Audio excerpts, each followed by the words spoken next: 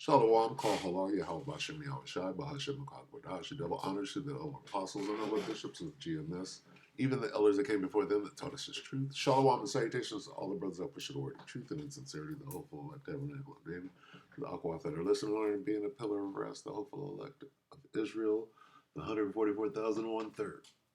I'm the brother Yeshua, back with the WW3 Daily Update. Shalom and salutations to you all. Today is War and Rumors of War Tuesday. Look at this. Dina has it all up for me right here. War and Rumors of War Tuesday with Dina Amelia Calmetta. 18 hours ago, Trump bombs Yemen, China, Russia, Iran meet. France wants a Statue of Liberty back. Poland asks for nukes. I like Dina. Just to switch it up. So she's got 7.5 minutes here. I'm just going to let it play. She's pretty thorough. It's almost a day ago, so should be pretty accurate. Bring you up to date if you're paying attention. Take it away, Dina. Wait, did I get anything? Let's read that. Let's read that. Here's what we do. We go to Matthew 24. We read 6 in KJV. And ye shall hear of what Dina says. Wars and rumors of wars. And ye shall hear of wars and rumors of wars. See that ye be not troubled, for all these things must come to pass, but the end is not yet. We go into these other versions. We look at the differences. NIV, wars and rumors. Hey. In LT, wars and threats. We got rumors and threats. And news. The news. And let's just cut into the chase. News and reports. Reports, rumors, news, and threats. Take it away, Dina. Just last week, Russia, Iran, and China held nuclear talks, and Joel Rosenberg is warning that this can get very dark very fast. Joel Rosenberg, All Israel News editor-in-chief, warned in an interview on Fox News that the situation we are in right this minute is far more dangerous than any of the New York Times best-selling novels that I've ever written.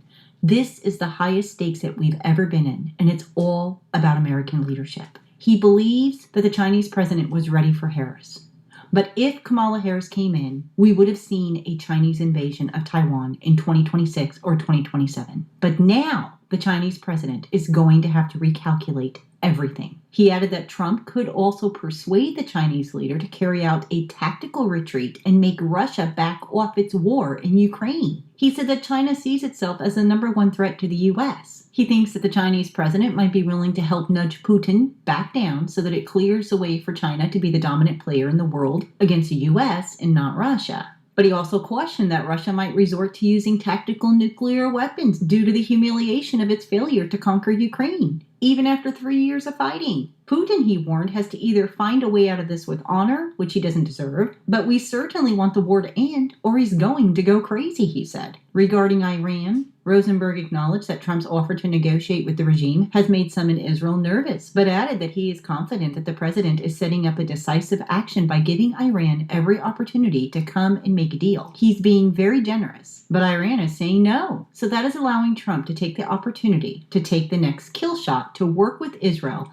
and maybe even the Arab countries, or just go it alone and take out Iran's nuclear facilities once and for all. In other news, representatives of China, Russia, and Iran called Friday for an end to U.S. sanctions on Iran over its rapidly advancing nuclear program and a restart to multinational talks on the issue. The three countries' meeting was the latest attempt to broach the matter and come after U.S. President Donald Trump, who wrote to Iran's supreme leader in an attempt to jumpstart talks. China, Russia, and Iran emphasized the necessity of terminating all unlawful unilateral sanctions, and the three countries reiterated that political and diplomatic engagement and dialogue based on the principle of mutual respect remains the only viable and practical option in this regard. It goes on further to report that China and Russia have particularly close relations with Iran through energy deals, and Iran has provided Russia with bomb-carrying drones in its war against Ukraine. They are also seen in sharing a joint interest in diminishing the role of the U.S. and other liberal democracies in determining world events in favor of their own highly authoritarian systems. In regard to Russia, Iran, and China, it's being reported Iran, Russia, and China are conducting an annual naval drill in the northern Indian Ocean. The Daily Mail is reporting that at least 31 are dead in U.S. airstrikes on Yemen as Iran has escalated a war of words, claiming action violated international law and warning that it will retaliate to any attacks. Trump, in a post on social media, vowed to use overwhelming lethal force and ordered Iran to immediately cut its support. The Houthis warned that strikes will not pass without response, while the Iranian foreign minister condemned the deaths and said that Washington had no authority to dictate its foreign policy. The Houthi website slammed what it called U.S.-British aggression and Washington's criminal brutality. The U.S. Central Command, which posted images of fighters and a bomb demolishing a building compound, said that precision strikes were launched to defend American interests, deter enemies, and restore freedom of navigation. It goes on further to report that the Pentagon spokesman Sean Parnell said that the Houthis had attacked U.S. warships 174 times and commercial vessels 145 times since 2023. Finally, reports that Trump said that to all Houthi rebels, your time is up and your attacks must stop, starting today. If they don't, hell will rain down upon you like nothing you have ever seen before. Do not threaten the American people, their president, or worldwide shipping lanes. If you do, beware, because America will hold you fully accountable, and we won't be nice about it. In the meantime, chilling pics show China's giant D-Day style invasion barges are moored off coast as fears grow they could attack Taiwan. The giant troop-carrying barrages are capable of delivering fleets of tanks and thousands of troops directly into Taiwan's roads. China is building at least 5 of the giant troop-carrying barrages, according to the satellite imagery and military sources. The communist state is also building its largest ever aircraft carrier, capable of launching warjets from 4 runways at the same time. The intensive work going on in Chinese shipyards suggests that China is planning a massive amphibious assault. Now, these barrages were spotted moored off the coast of Taiwan and sparked new fears that China is preparing to invade Taiwan. Poland's president again called on the United States to deploy nuclear weapons to Poland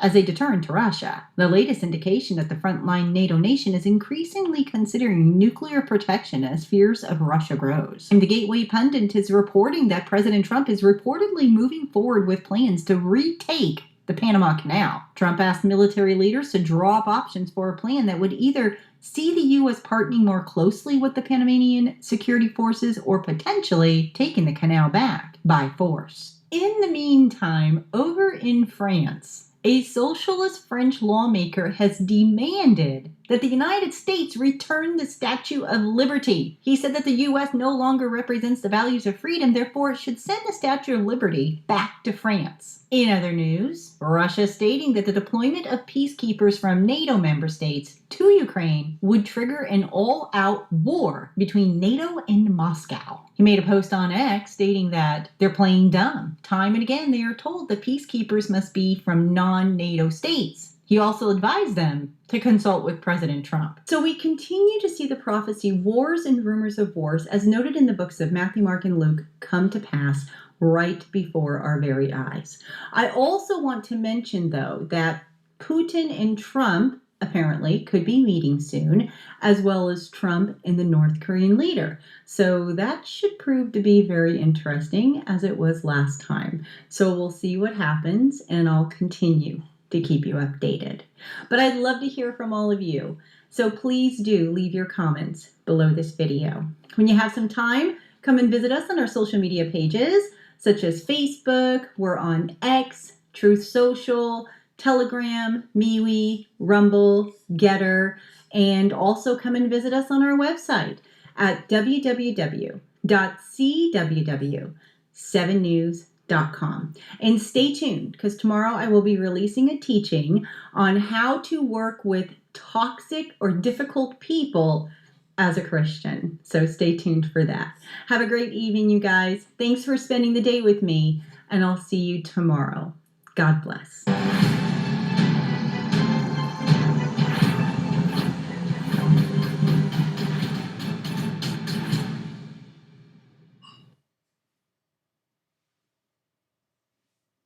If you want to trade for less than an hour per day, listen up. Most traders spend hours trying to find the best zero DTE option ideas to trade, but I use this free zero DTE option watch list to do all the hard work for me. It's called Tracking Traders, and their team uses AI to find the top zero DTE options ideas of the day and delivers them straight to my inbox before the market opens. Here's what it found recently. PSNL up 133% after a huge contract deal. HRTG up 103% after earnings crushed expectations. Swim up 88% when big money jumped in. I didn't have to dig through news, read SEC filings, or do hours of research. Just checked my email, saw the picks, and had all the info I needed in seconds. If you want to stop wasting time searching for trades, sign up for free using the link below. Join now, it's 100% free.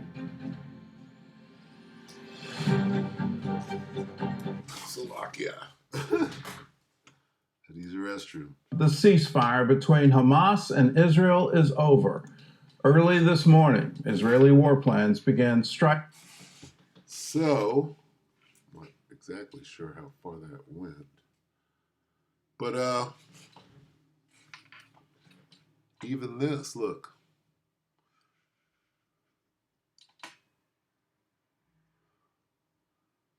What has this got to do with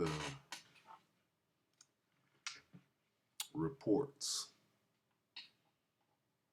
News. Let's get this news. News of battles far away. Is this news of battles far away? Let's see. I think so.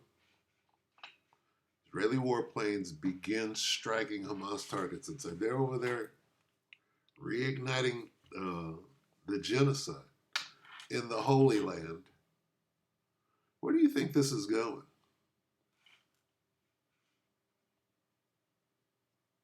What genocide? Oh, that's just a rumor of war. It's right.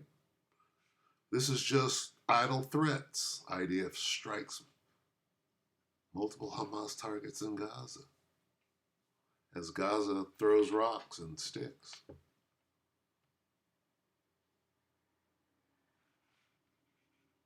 And people make excuses. Right? Classic rumor. Actually, the ceasefire ended because Hamas didn't return the hostages.